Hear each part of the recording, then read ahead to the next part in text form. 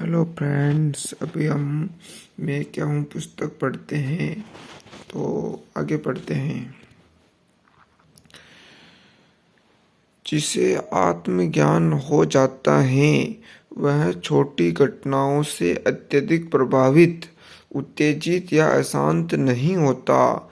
लाभ हानि, जीवन मरण, विरह विछोह, मान अपमान, लोभ क्रोध, काम भोग राग द्वेष की कोई घटना उसे अत्यधिक सुभित नहीं करती, क्योंकि वह जानता है कि यह सब परिवर्तनशील संसार में नित्य का स्वाभाविक क्रम है। देखो, हम इनमें ही डूबे रहते हैं, मान कहीं मेरा अपमान ना हो जाए, लोभ क्रोध में। लेकिन आत्मज्ञानी वाले व्यक्ति के लिए ये सब छोटी बातें हैं। वह जानता है कि यह सब परिवर्तनशील संसार में नित्य का स्वाभाविक क्रम है।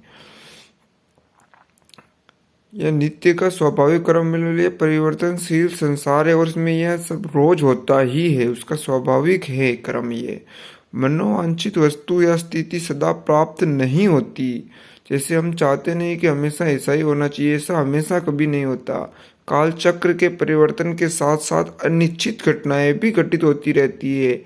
इसीलिए उन परिवर्तनों को एक मनोरंजन की तरह, नाट्य रंगमंच की तरह, कुतूहल और विनोद की तरह देखता है। मतलब एक नाटक चल रहा है रंगमंच पर। किसी अनिश्चित स्थिति को सामने आया देखकर वह बेचैन नहीं होता।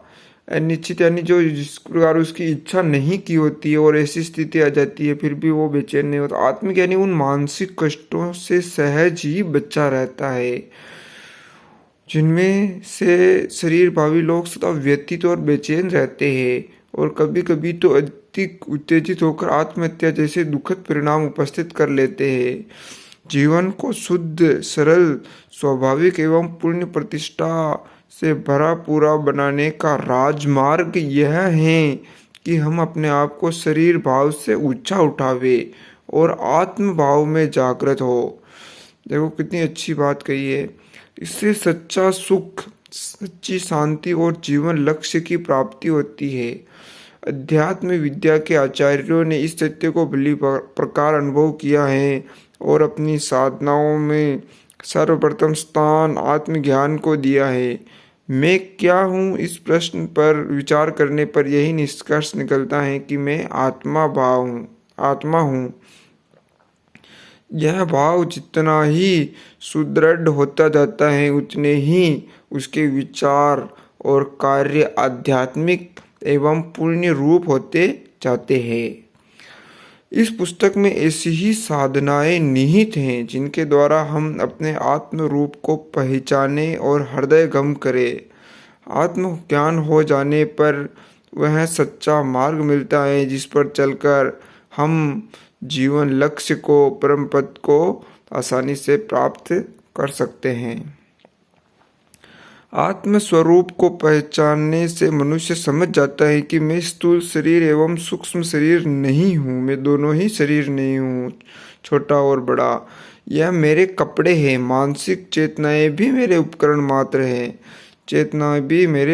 मात्र हैं। बस इनमें मैं बंधा हुआ नहीं हूँ। ठीक बात को समझते ही सारा भ्रम दूर हो जाता है और बंदर मुट्ठी का अनाज छोड़ देता है। आपने यह किस्सा सुना होगा कि एक छोटे मुंह के बर्तन में अनाज जमा था। बंदर ने उसे लेने के लिए हाथ डाला और मुट्ठी में भरकर अनाज निकालना चाहा। छोटा मुंह होने के कारण वह निकाल न सका। बेचारा पड़ा पड़ा चीखता रहा कि अनाज ने मेरा हाथ पकड़ लिया है। पर जो ही उसे असलियत का बोध हुआ कि मैंने ही मुट्ठी बांध रखी है, इसे छोड़ू तो सही। यानी हम कहते हैं कि मैं बंधा हुआ हूँ लेकिन हम छोड़ना ही नहीं चाहते। जैसे सब कुछ छोड़ते समझ के लेवल पे, असलियत में कुछ नहीं, समझ के लेवल पे छोड़ देते हैं कि ये कुछ भी मेरा नहीं है, आज मेरा है कल तेरा है। जैसे उसे छोड़ा कि अनाज ने बंदर को छोड़ दिया। काम क्रोध आदि हमें इसलिए सताते हैं कि उनकी दास्ता हम स्वीकार करते हैं।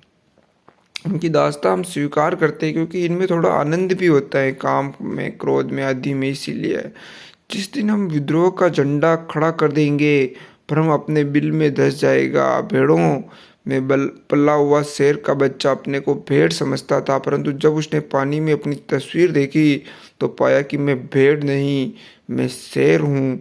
आत्म स्वरूप का बोध होते ही उसका सारा भेड़पन क्षण मात्र में चला गया।